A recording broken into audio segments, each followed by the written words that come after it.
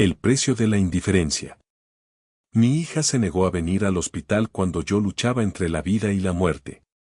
Estaba ocupada celebrando el cumpleaños de su marido. Ya iré cuando pueda, fue todo lo que dijo, aunque los médicos le rogaron que viniera de inmediato. 14 días después, llamé al banco y tomé la decisión que debía haber tomado hace años. Entonces, mi hija apareció en mi puerta, desesperada. Pero para ese momento, ya no había vuelta atrás. El sonido agudo y constante de una máquina me arrancó de un lugar oscuro, un vacío donde el tiempo no existía. Mis párpados pesaban como si fueran de plomo. Cuando finalmente logré abrirlos, la luz blanca del techo me atravesó la cabeza como cuchillos. Señor Mendoza, ¿puede escucharme? Una voz femenina, profesional pero gentil, me trajo de regreso al mundo de los vivos. Quise responder, pero mi garganta ardía como si hubiera tragado arena caliente. La habitación giraba a mi alrededor, paredes blancas, máquinas con luces que parpadeaban, tubos conectados a mis brazos.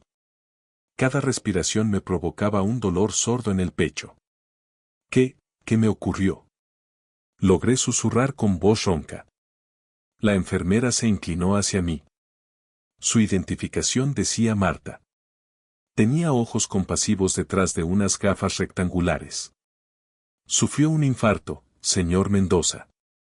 Está en la unidad de cuidados intensivos del Hospital Central. Es martes por la tarde, 15 de abril. Martes. Lo último que recordaba era haber salido a comprar provisiones el lunes temprano. Todo lo demás era un agujero negro. ¿Cuánto tiempo llevo aquí? Desde ayer por la tarde. Los paramédicos lo trajeron cerca de las 7 de la noche, respondió Marta mientras revisaba los monitores. Nos dio un susto tremendo. Un médico apareció junto a mi cama. Era joven, con ojeras profundas y un estetoscopio colgando del cuello como símbolo de su profesión. Colocó el metal frío sobre mi pecho y frunció el ceño mientras escuchaba. Señor Mendoza, soy el doctor Sánchez. Su corazón sufrió un daño considerable, pero ahora está estable. Lo vigilaremos de cerca los próximos días. ¿Voy a sobrevivir? La pregunta salió más débil de lo que pretendía. Con el tratamiento adecuado y cambios en su estilo de vida, muchos pacientes se recuperan completamente después de un episodio como el suyo. Asentí mientras mi mente de ingeniero intentaba procesar cada dato. Infarto. Daño significativo. Monitoreo constante. Palabras que sonaban extrañas, como si pertenecieran a la vida de otra persona, no a la mía. La tarde transcurrió entre procedimientos médicos interminables, análisis de sangre, electrocardiogramas, ajustes de medicación. Las enfermeras entraban y salían con precisión mecánica, revisando mis signos vitales, preguntando por el dolor, explicando cada aparato. Al caer la noche, me consideraron lo suficientemente estable para trasladarme a una habitación regular. Marta organizó el cambio, empujando mi cama por pasillos idénticos con puertas numeradas. Habitación 412, anunció al entrar. Aquí estará más cómodo. La habitación tenía una ventana orientada al poniente. A través de ella vi las luces de la ciudad comenzar a encenderse mientras la oscuridad caía. La urbe se veía diferente desde allí arriba, pequeña, ordenada, casi manejable.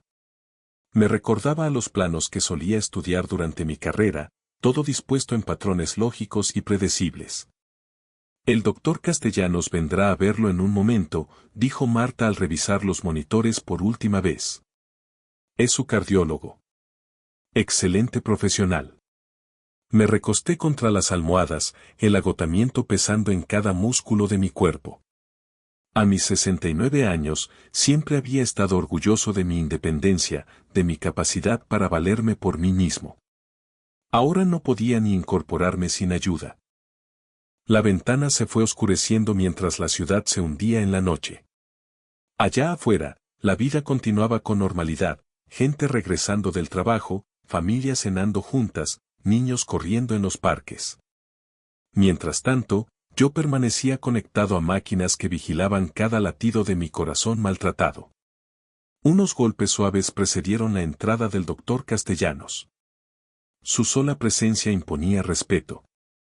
Alto, distinguido, con cabello canoso y gafas de metal, irradiaba la serenidad de alguien que ha dado malas noticias demasiadas veces. Ricardo, soy el doctor Arturo Castellanos, se presentó, arrastrando una silla hasta mi cama y abriendo un grueso expediente médico. ¿Cómo se siente esta noche? Como si me hubiera arrollado un tren, admití. Pero supongo que mejor que esta mañana. Él sonrió apenas antes de ponerse serio. Necesito hablarle con franqueza sobre su condición. El infarto fue severo. Lo que llamamos un STEMI, afectando la arteria principal que lleva sangre a su corazón. Asentí, mi formación de ingeniero comprendiendo lo mecánico del problema. Sacó un electrocardiograma, líneas en zigzag que parecían arte abstracto. ¿Ve esta sección? Aquí se aprecia el daño en su arteria descendente anterior izquierda. Logramos abrirla con medicación de emergencia, pero ha perdido aproximadamente el 20% del músculo cardíaco. ¿Qué significa eso para mi futuro? Con el tratamiento correcto, muchos pacientes viven plenamente después de un infarto como el suyo. Pero no le voy a mentir, estuvo muy delicado durante varias horas. Se inclinó hacia adelante, su expresión tornándose más seria. Ricardo, necesito preguntarle algo importante. ¿Tiene familia a la que debamos contactar? ¿Algún contacto de emergencia? El pecho se me apretó, aunque no supe si era dolor físico o emocional. Mi hija Lorena vive en la zona norte, con su esposo. El doctor Castellanos revisó sus notas con incomodidad visible. De hecho, intenté comunicarme con ella ayer cuando lo ingresaron. La situación era crítica y pensamos que quizá no sobreviviría la noche. Algo en su tono me revolvió el estómago. ¿Habló con ella? Sí, vaciló, claramente incómodo. Ricardo, llevo 25 años en cardiología. He hecho miles de estas llamadas. Normalmente, cuando le digo a alguien que su padre ha sufrido un infarto masivo y quizá no sobreviva. ¿Qué dijo? Mi voz salió apenas audible. El doctor bajó la vista a sus manos y luego me miró con compasión genuina. Dijo que estaba ocupada. Que era el cumpleaños de su esposo y no podía abandonar la celebración. Las palabras me golpearon como un mazo. El monitor cardíaco empezó a acelerarse, reflejando mi pulso desbocado. ¿Incluso después de que le dijera que podía ser mi última noche? Por desgracia, sí. Le expliqué la gravedad. Le dije que usted preguntaba por ella. Respondió que intentaría visitarlo en algún momento de la semana, si su agenda se lo permitía. Me quedé mirando el techo, procesando la información. La hija que crié, que eduqué, que apoyé en cada crisis de su vida adulta, no fue capaz de abandonar una fiesta mientras yo moría. Lamento mucho tener que contarle esto, señor Mendoza, continuó el doctor. Dudé en hacerlo, pero creo que los pacientes tienen derecho a saber cómo responde su familia en una emergencia. Hizo bien en decírmelo, mi voz sonaba hueca, incluso para mí mismo. Tenía que saberlo. Cuando el doctor se fue, la habitación quedó en un silencio insoportable, roto únicamente por el pitido del monitor. A través de la ventana, las luces de la ciudad se extendían infinitas, cada una representando la vida y las prioridades de alguien. Lorena había dejado claras las suyas. Me moví buscando una posición menos dolorosa, pero la punzada en mi pecho ya no tenía nada que ver con el infarto. Asterisco estaba ocupada. Era el cumpleaños de su esposo, asterisco. Miré las luces titilantes. Cada destello era un recordatorio de las familias normales allá afuera, esas donde una hija corre a la cama de su padre cuando está muriendo. Quizá el doctor Castellanos había entendido mal. Quizá Lorena no comprendió la gravedad. La conocía, podía ser distraída, absorta en su propio mundo. Pero enfrentada a la mortalidad de su padre, ¿cómo no reaccionar? En el fondo, yo lo sabía. No era la primera vez que Lorena ponía su conveniencia por encima de mis necesidades. Solo que esta vez fue la más cruel de todas. Mi mente viajó 23 años atrás. Lorena, radiante y decidida a estudiar administración de empresas, estaba en mi cocina con las cartas de aceptación esparcidas sobre la mesa. Papá, me aceptaron en la universidad. ¿Puedes creerlo? Yo sí podía creerlo. Había estado a su lado en cada solicitud, en cada ensayo. Lo que no podía creer era la factura de la matrícula, 40,000 al año. Mi salario de ingeniero era decente, pero esa cantidad significaba trabajar horas extra durante años, renunciar a vacaciones, aplazar mis propios sueños de jubilación. Sin embargo, al ver su cara aquel día, tan llena de esperanza y ambición, ¿cómo podía decirle que no? Trabajé 60 horas semanales durante 4 años seguidos. Fines de semana en la oficina, feriados revisando proyectos. La espalda me dolía constantemente de encorvarme sobre planos y sobrevivía a base de café y pura determinación. Lorena se graduó con honores. Estaba tan orgulloso. Luego vino la boda. Diego Vargas, un emprendedor de palabras dulces, grandes sueños y deudas aún mayores. No confié en él desde el principio, pero Lorena estaba enamorada y quería una boda de ensueño. Papá, solo te casas una vez. Quiero que sea perfecta. 15,000 por un solo día. El salón, las flores, el fotógrafo, todo tenía que ser lo mejor. Vacié mi fondo de vacaciones, pedí un préstamo contra mi pensión, tomé turnos extra hasta que las manos me temblaban de agotamiento. El matrimonio duró 2 años antes de la primera separación. Luego volvieron. Luego se separaron otra vez. En cada crisis, cada reconciliación, cada nuevo negocio fallido de Diego, allí estaba yo con mi chequera abierta. El enganche para su primera casa, 12,000. El préstamo para el restaurante de Diego que quebró, 8,000.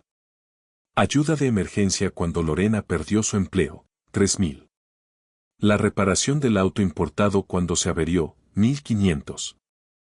Llevaba la cuenta mentalmente a lo largo de los años, como los ingenieros llevan los cálculos de carga. Las cifras eran abrumadoras, más de 100,000, sin contar los incontables fines de semana ayudándolos a mudarse, los regalos de cumpleaños, las navidades que estiraban mi presupuesto año tras año. Y la noche anterior, mientras yo me moría en este mismo hospital, Lorena no pudo salir de una fiesta. Me giré de lado, ignorando el tirón de los sueros, y miré el horizonte nocturno de la ciudad. En algún lugar, en su departamento lujoso de la zona norte, que yo había ayudado a pagar, Lorena y Diego probablemente se reían con amigos, bebían vino caro y celebraban otro año de la vida improductiva de Diego. Asterisco intentaría visitarme en algún momento de la semana si su agenda se lo permitía, como si yo fuera una cita con el dentista que se puede reprogramar. La rabia fue creciendo despacio, como un nudo caliente en el estómago que subía hasta arderme el pecho con algo que no tenía nada que ver con el daño cardíaco. Durante 69 años, yo había sido el responsable, el confiable, el que se sacrificaba para que otros prosperaran. ¿Qué había conseguido a cambio? Una hija que valoraba más la planificación de una fiesta que la vida de su padre. Un yerno que jamás trabajó un día honesto, pero vivía como un rey gracias a mi generosidad. Y una habitación de hospital donde hacía las dolorosas matemáticas del amor incondicional. Le había dado a Lorena todo. Ahora tocaba ver qué haría cuando ese todo estuviera en juego. El monitor cardíaco marcaba un pitido constante en la oscuridad. Cada pulso me recordaba que seguía vivo, que aún era capaz de tomar decisiones sobre mi vida y mi legado. Lorena pensaba que podía ignorarme, darme por sentado, tratarme como una molestia. Estaba a punto de aprender lo equivocada que estaba. La luz de la mañana se filtró por la ventana mientras tragaba la batería de pastillas que la enfermera Marta había alineado en mi mesa de noche. Habían pasado 3 días desde que el doctor Castellanos me dio aquella noticia devastadora, y aunque mi corazón sanaba físicamente, algo en mi interior se estaba cristalizando. Hora de su caminata, señor Mendoza, anunció Patricia, la fisioterapeuta, con una alegría que chocaba con mi humor sombrío. Obedecí. Avanzamos por el pasillo, mis piernas aún temblorosas pero más firmes que ayer. La planta de cardiología zumbaba con conversaciones quedas y pitidos de máquinas. En la habitación 416 vi a un hombre mayor sentado solo, mirando un arreglo floral marchito. Buenos días, dije, deteniéndome en su puerta. Alzó la vista con ojos cansados. Buenos días. Usted es el ingeniero de la 412, ¿verdad? Soy Ricardo, me apoyé en el marco, agradecido por el descanso. Parece preocupado. La risa de aquel hombre no tuvo pizca de humor. Mi hijo vació mi cuenta de ahorros mientras yo estaba aquí. 35,000. Dijo que los necesitaba para su negocio, señaló las flores marchitas. Esas llegaron con una tarjeta que decía que lo sentía. Sin visita, sin llamada, solo lo siento. Sus palabras me golpearon como un puñetazo. Otro padre, otra traición. La familia, continuó con amargura. Creen que siempre los perdonaremos porque somos sus padres. Volví a mi habitación profundamente inquieto. Esa tarde hice mi primera llamada importante. Banco Nacional, servicio al cliente. Habla Ricardo Mendoza. Necesito información para revocar un poder notarial sobre mis cuentas. Necesitaré V. Tras las preguntas de rigor, la operadora continuó. Para revocar un poder debe presentarse en persona con la documentación correspondiente y firmar los formularios de revocación. ¿Qué documentación exactamente? Identificación oficial con fotografía, el poder notarial original y los formularios de revocación firmados ante un funcionario del banco. El proceso tarda 24 horas en completarse una vez presentado. Le di las gracias y colgué con la mente a toda velocidad. Lorena tenía poder notarial sobre mis cuentas. Se lo había otorgado 2 años atrás cuando tuve neumonía y necesitaba ayuda con las facturas. En su momento pareció práctico. Ahora se sentía como si le hubiera entregado un arma cargada. La semana siguiente avanzó con precisión metódica. Cada día traía pequeñas mejoras, caminar más sin ayuda, comer alimentos sólidos, reducir los analgésicos. Pero más importante aún, cada día traía información nueva. El miércoles llamé a una notaría del centro. Con respecto a modificaciones de testamento, explicó la recepcionista, la ley exige que el testador comparezca en persona con 2 testigos. También recomendamos una verificación de capacidad mental si ha habido problemas recientes de salud. ¿Qué tipo de verificación?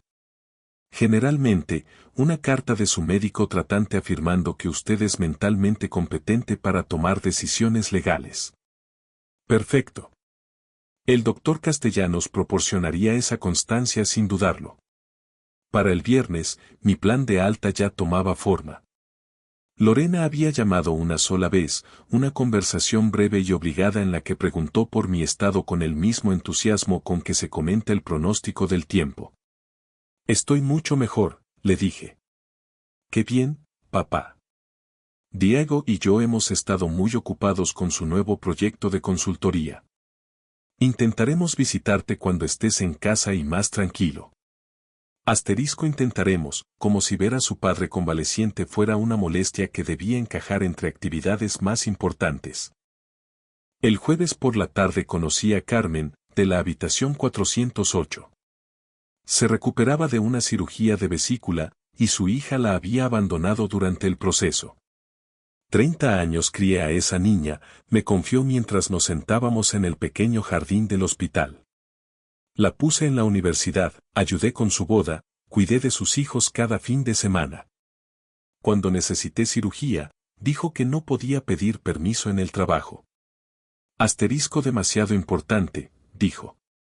La escuché, reconociendo mi propia historia reflejada en la suya. Éramos una generación de padres que lo habíamos dado todo, solo para descubrir que nuestros hijos aprendieron a recibir pero nunca a devolver. ¿Qué vas a hacer? Pregunté. Los ojos de Carmen se endurecieron. Cambiar mi testamento. Cada centavo irá al refugio de animales. Al menos los perros son leales.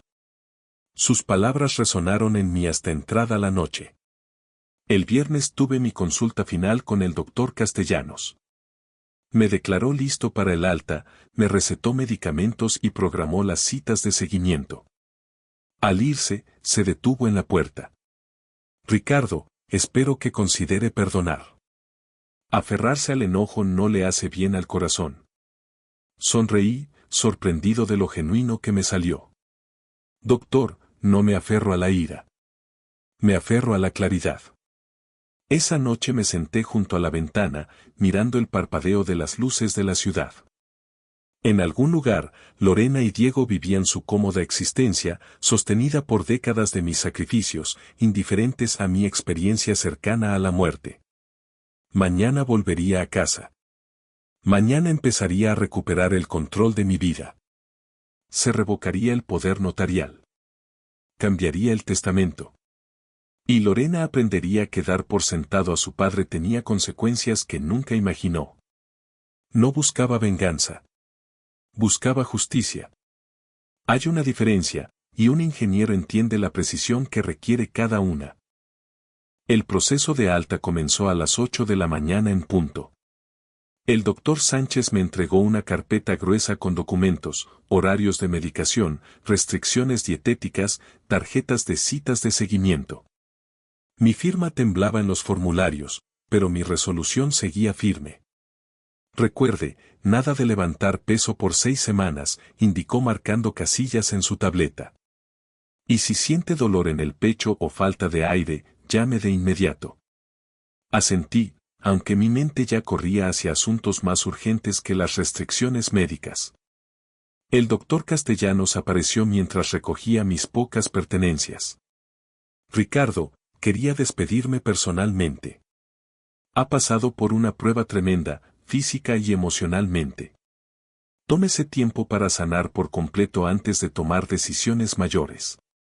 Doctor, en estas 2 semanas usted ha sido más familia para mí que mi propia familia. Y lo digo en serio. Gracias por su honestidad respecto a Lorena. Dolió, pero era necesario. Él estudió mi rostro con atención. El perdón también puede sanar. A veces la gente no dimensiona el impacto de sus elecciones hasta que las consecuencias. Yo terminé su frase de un modo distinto al que él pretendía. Les enseñan. En eso tiene toda la razón.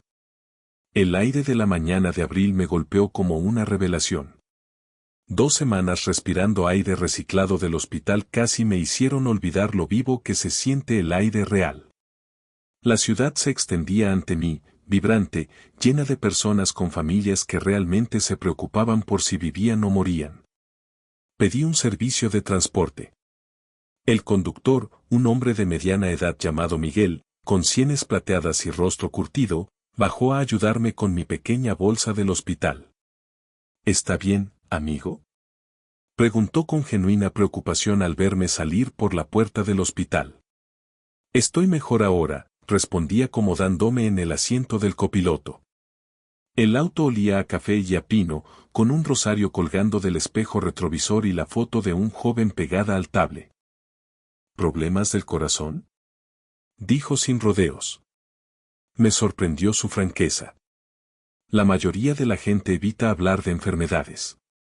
Mi padre tuvo 3 infartos, continuó mientras tomaba rumbo hacia mi casa. Hombre duro. Trabajó en construcción 40 años. Cada vez pensamos que lo perderíamos. ¿Y su familia estuvo a su lado? Miguel rió, pero con amargura. La primera vez, sí. Para la tercera, mis hermanos se quejaban de las visitas al hospital. Decían que arruinaban sus horarios. Me miró a través del espejo retrovisor. La familia es complicada, ¿no cree? El silencio nos envolvió mientras avanzábamos por la avenida principal. A la derecha, el parque se extendía verde y tranquilo, con su superficie agitada por el viento de abril. Mi hija ni siquiera pudo salir del cumpleaños de su esposo, dije, sin poder contenerlo. El doctor le dijo que podía ser mi última noche. Las manos de Miguel se apretaron en el volante. Eso duele. ¿Qué edad tiene ella? 42. Suficiente para entender las prioridades. Uno creería, respondió pensativo. Señaló la foto del tablero. Ese es mi hijo Eduardo. Vive en otra ciudad ahora. Gran ejecutivo de marketing, casa hermosa, auto caro. Debe estar orgulloso. Lo estaba, su voz cargaba una decepción profunda. Hace 5 años que no sé de él. La última vez que hablamos, me pidió que dejara de llamarlo tanto. Dijo que le daba vergüenza que sus colegas supieran que su padre era chofer. Sentí que esas palabras me golpeaban. Allí estaba alguien que entendía el dolor único de ser descartado por la persona por la que sacrificaste todo. ¿Cómo lidia uno con esa traición?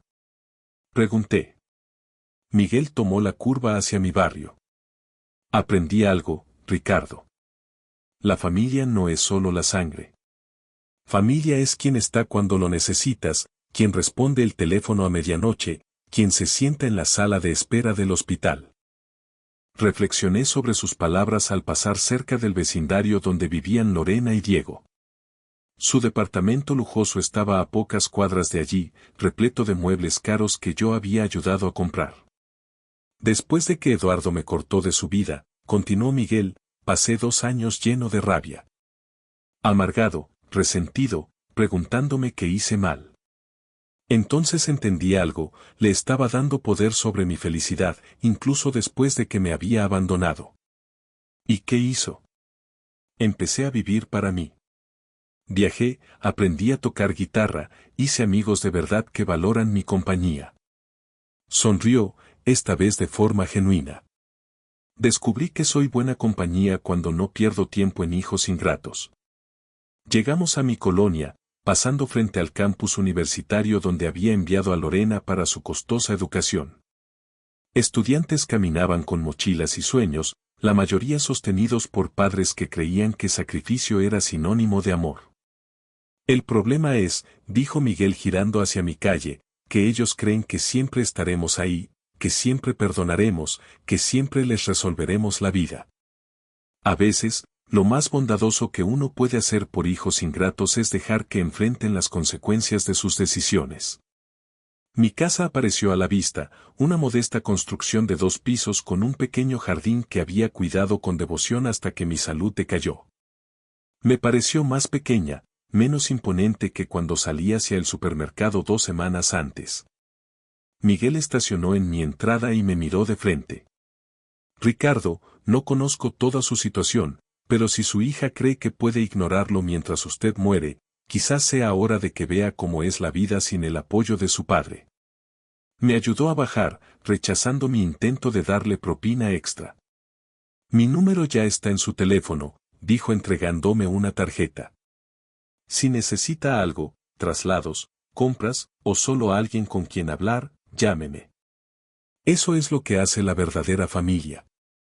Me quedé en la entrada de mi casa, viendo cómo se alejaba. Asterisco familia es quien está cuando lo necesitas. Lorena no había estado. Pero Miguel sí. El doctor Castellanos también. Incluso Ernesto y Carmen, mis compañeros de hospital, habían mostrado más compasión que mi propia hija. Era momento de empezar a vivir para mí. Momento de dejar que Lorena aprendiera lo que significaban las consecuencias. Introduje la llave en la cerradura por primera vez en 2 semanas. El clic familiar me trajo un alivio inesperado. Estaba en casa. El aire olía un poco a encierro, pero seguía siendo mi santuario, mi espacio bajo control. Apenas había dejado mi bolsa en la entrada cuando el timbre sonó con insistencia, seguido de golpes secos. A través del vidrio esmerilado, distinguí 2 figuras en el porche. Papá, abre la puerta. Sabemos que estás ahí. La voz de Lorena tenía el filo furioso que recordaba de su adolescencia, pero ahora sonaba distinta, más aguda, más desesperada. Abrí y me encontré a mi hija y a su esposo en la entrada como una fuerza de invasión. Lorena se abrió paso sin pedir permiso, con Diego pavoneándose detrás. ¿Qué locura hiciste con el poder notarial? Espetó Lorena, girándose hacia mí con el cabello perfectamente peinado pero revuelto por la furia. El banco nos llamó hace una hora. Asterisco locura. Cerré la puerta con calma, ganando unos segundos para procesar la emboscada. Yo estaba muriendo en el hospital y ustedes estaban en una fiesta de cumpleaños. Las palabras quedaron suspendidas en el aire como un desafío. Diego dio un paso adelante, usando su altura para intimidar. Viejo, no entiendes con lo que te estás metiendo. Necesitas supervisión financiera. El infarto afectó tu juicio. ¿Mi juicio? Me moví hacia la sala, obligándolos a seguirme a mi terreno. Mi juicio me dijo que debía revocar el acceso a mis cuentas a quienes no pudieron molestarse en visitar a su padre moribundo. El rostro de Lorena se enrojeció. No sabíamos que era tan grave. El doctor lo hizo sonar como algo rutinario. El doctor Castellanos les dijo que podían no sobrevivir la noche, mantuve mi voz nivelada con la calma de ingeniero. Y tú dijiste que estabas ocupada. Eso no es, Lorena titubeó, atrapada en su propia contradicción. Diego le tomó del brazo, impidiéndole revelar más. Escucha, Ricardo, estás confundido. Los infartos causan problemas de memoria. Confusión sobre los hechos. Nosotros estuvimos ahí para ti. Me senté en mi sillón favorito, el mismo que había comprado trabajando horas extra para pagar la boda de Lorena. Me están mintiendo en mi propia casa. Papá, el personal del hospital te manipuló, su voz adoptó ese tono meloso que usaba de niña cuando la atrapaba en alguna travesura. Seguro te llenaron la cabeza con historias para ponerte en contra nuestra. Fuera. Mi voz fue baja, pero absoluta. El rostro de Diego se endureció. No puedes echarnos. Somos familia. Tenemos derechos. Esta es mi casa. Ustedes no tienen ningún derecho aquí. Me levanté, sorprendido de mi propia firmeza. Están invadiendo mi hogar sin invitación. Lorena se interpuso entre Diego y yo, su fachada de mujer de negocios resquebrajándose. Papá, por favor, hablemos de esto con calma. Estás cometiendo un gran error que nos afecta a todos. El único error fue confiarles el acceso a los ahorros de toda mi vida. Los puños de Diego se cerraron con furia. Viejo ingrato. Lorena ha pasado años manejando tus asuntos, ¿y así le pagas? Asterisco sacrificio, la palabra me supo amarga. Yo pagué por tu restaurante que fracasó. Cubrí sus deudas de tarjeta de crédito. Puse el enganche de su departamento. ¿Qué han sacrificado ustedes exactamente? Nuestro tiempo. Nuestra energía. Ocuparnos de tus necesidades mientras intentamos construir nuestras propias vidas. Soltó Diego. Lorena le lanzó una mirada de advertencia, pero el daño ya estaba hecho. Sus verdaderos sentimientos por fin quedaban al descubierto. Caminé hacia la puerta principal y la dejé abierta de par en par. Fuera de mi casa. Ahora mismo. Esto no termina aquí, papá. La máscara de Lorena se había caído por completo, revelando algo frío y calculador debajo. Vamos a pelear esto. Vamos a probar que no eres competente para tomar estas decisiones. Diego se inclinó al pasar, bajando la voz hasta un susurro amenazante. No tienes idea de lo que acabas de empezar, viejo. Se marcharon azotando la puerta con tanta fuerza que las ventanas vibraron. Me quedé un largo momento de pie, escuchando cómo se cerraban las puertas de su auto y cómo rugía el motor mientras se alejaban. En el silencio repentino, pude imaginar el pitido acelerado que habría emitido mi monitor cardíaco si aún lo llevara puesto. Con los dedos temblorosos, eché el cerrojo.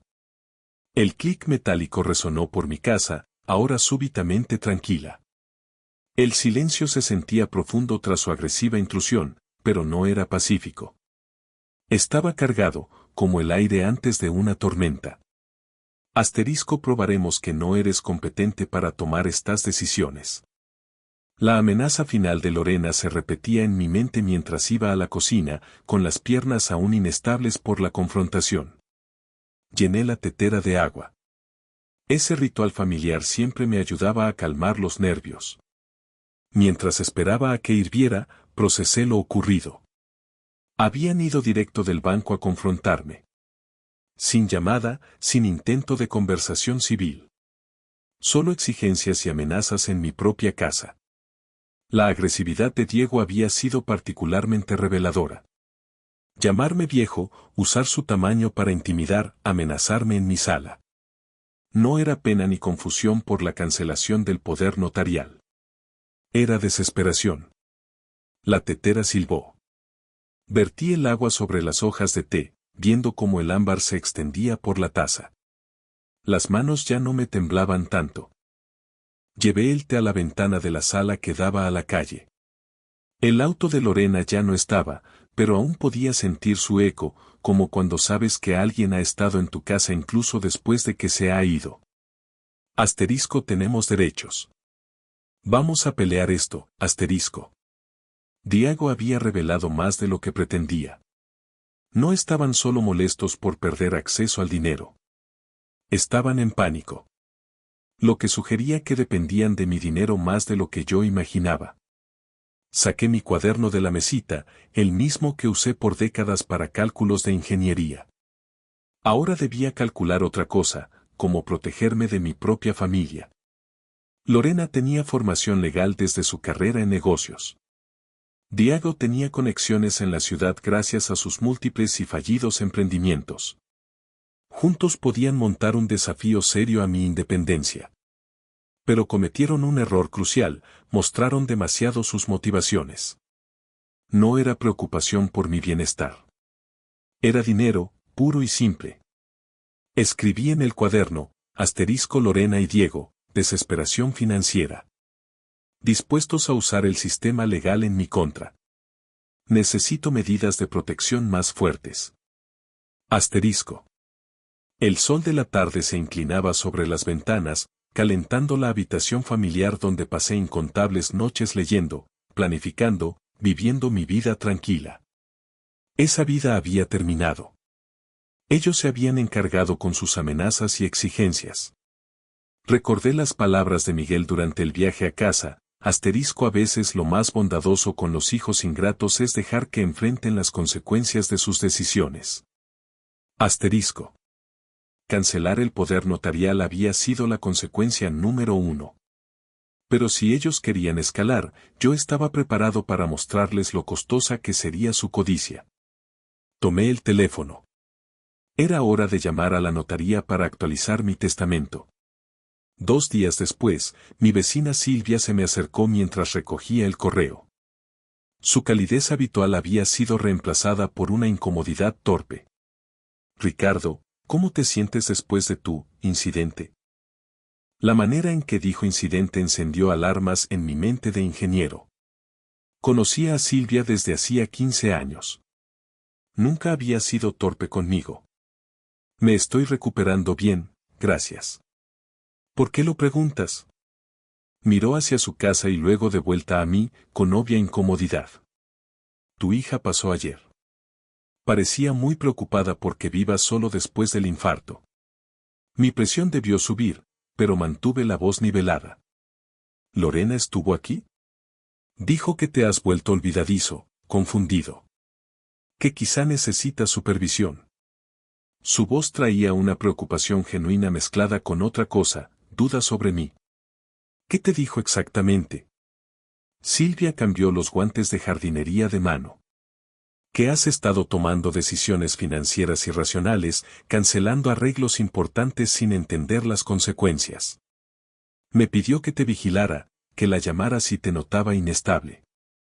La naturaleza sistemática del ataque se hizo evidente. No solo amenazaban con acciones legales. Estaban envenenando mis relaciones en la comunidad, construyendo un caso de incompetencia manipulando a personas que se preocupaban por mí. Silvia, ¿te parecí confundido la semana pasada cuando hablamos de tus rosales? Se la notó aliviada de enfocarse en algo concreto. No. Estabas perfectamente normal. Me diste excelentes consejos para el problema de plagas. Entonces confía más en ese juicio que en los chismes.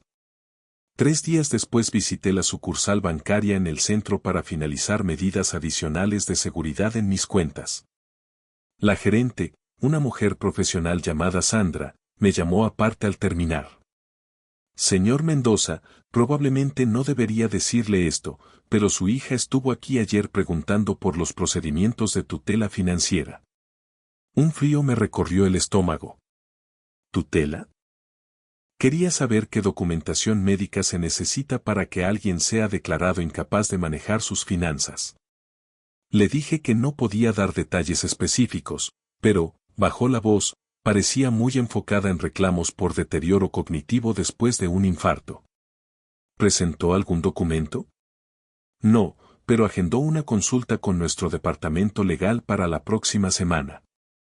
Le di las gracias y salí del banco con creciente urgencia. Lorena no lanzaba amenazas vacías. Estaba investigando activamente cómo lograr que me declararan incompetente. Para el martes siguiente, el alcance de su campaña quedó plenamente claro. En la cafetería donde fui cliente durante una década, el saludo del dueño se sintió tenso. Ricardo, qué bueno verte, llevándolo bien.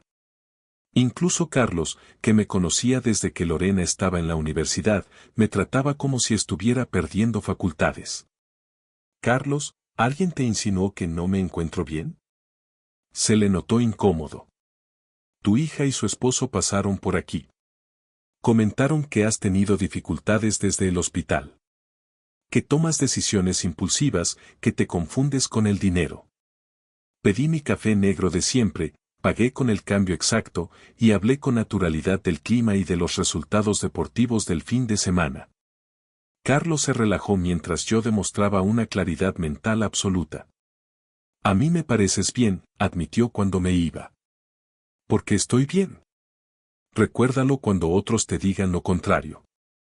Esa tarde me senté en la cocina a catalogar la evidencia de su campaña de difamación. La lista era alarmante. Visita a mi vecina Silvia, sembrando dudas sobre mi capacidad mental. Consulta en el banco sobre procedimientos de tutela. Conversación en la cafetería local, esparciendo rumores de mi supuesta confusión. Probablemente más visitas que yo desconocía. Estaban construyendo un caso. Paciente y sistemáticamente. Tomé el teléfono y marqué el número del doctor Castellanos. Doctor, necesito un favor importante. Necesito que me proporcione una evaluación completa de mi capacidad mental y una carta oficial declarándome competente para tomar decisiones legales y financieras. Hubo una pausa. ¿Está pasando algo, Ricardo? Mi hija está intentando probar que soy incompetente para quitarme el control de mis finanzas. Otra pausa, más larga. Entiendo. Puedo programar una evaluación neuropsicológica completa para mañana mismo. Si los resultados son los que espero, tendrá su carta antes del viernes. Gracias, doctor. Ricardo, tenga cuidado. He visto estos casos antes. Cuando hay dinero involucrado, la familia puede volverse muy creativa en sus métodos. Sus palabras me acompañaron toda la noche. La evaluación neuropsicológica duró 3 horas. Pruebas de memoria, razonamiento lógico, capacidad de toma de decisiones, comprensión de consecuencias financieras.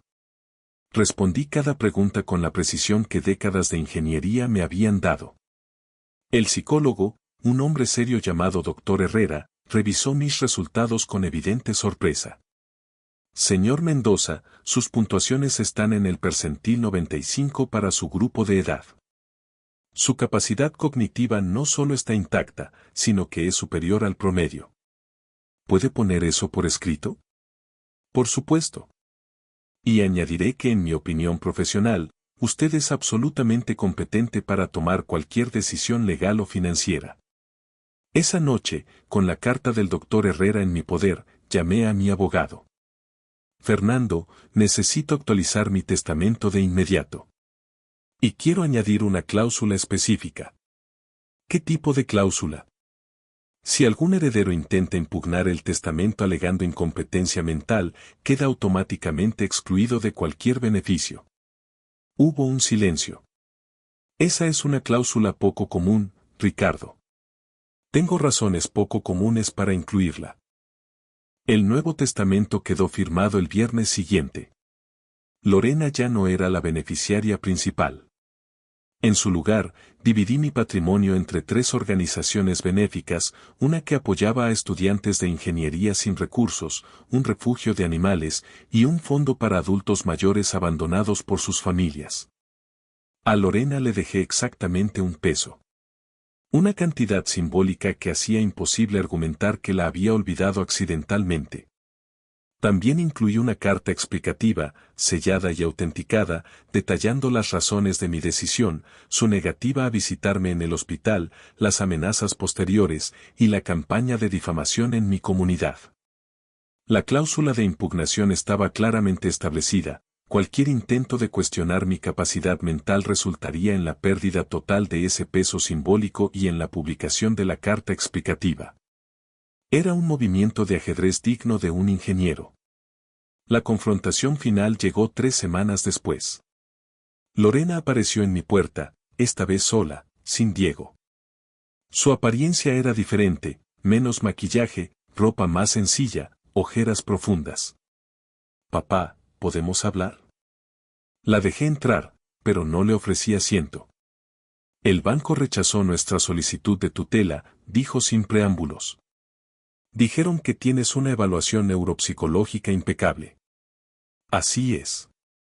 Y nuestro abogado dice que no hay forma de impugnar la revocación del poder notarial. También es correcto. Se dejó caer en el sofá, sin pedir permiso, como había hecho toda su vida. Papá, estamos en problemas. El negocio de Diego fracasó. Tenemos deudas. El departamento está hipotecado al máximo. Necesitamos. ¿Necesitan mi dinero? El silencio fue respuesta suficiente. Lorena, voy a decirte algo que debí decirte hace años. Te di todo. Todo. Y nunca fue suficiente. Siempre necesitabas más, siempre había otra crisis, otro gasto urgente, otra razón para que yo sacrificara mi bienestar por el tuyo. Pero eres mi padre. Y tú eres mi hija. Eras. Porque la noche que yo pude haber muerto, elegiste quedarte en una fiesta. No por ignorancia, no por confusión. Por elección. Me elegiste último. Las lágrimas comenzaron a rodar por sus mejillas. Fue un error. Un terrible error. No sabía. Sí sabías.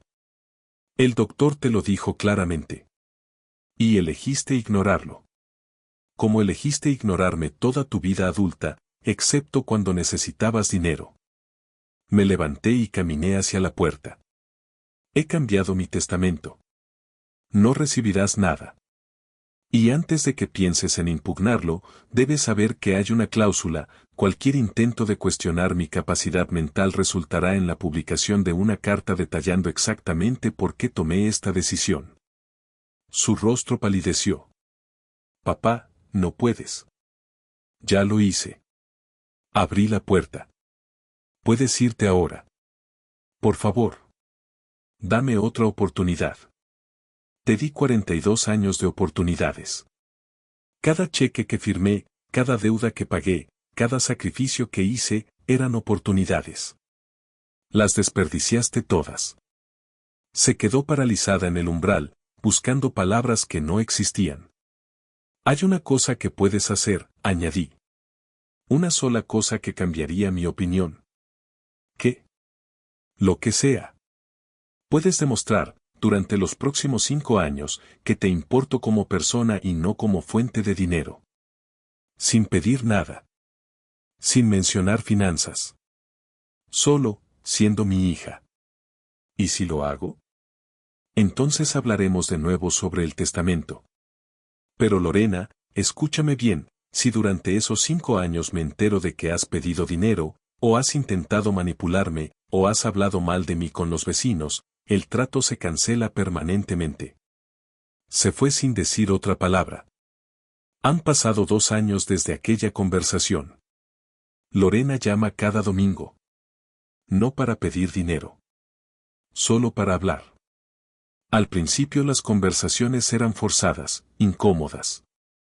Ahora fluyen con más naturalidad. El mes pasado vino a visitarme. Sola. Trajo una tarta que había horneado ella misma, algo que no había hecho desde que. Nos sentamos en el jardín, el mismo que había descuidado durante mi hospitalización y que ahora florecía gracias a los consejos de Silvia. Papá, dijo, mirando las flores, nunca me di cuenta de lo mucho que trabajabas para darme todo. Creía que era normal. Que los padres simplemente hacen eso. Algunos padres lo hacen. Pero se supone que los hijos lo reconocen. Lo sé. Ahora lo sé.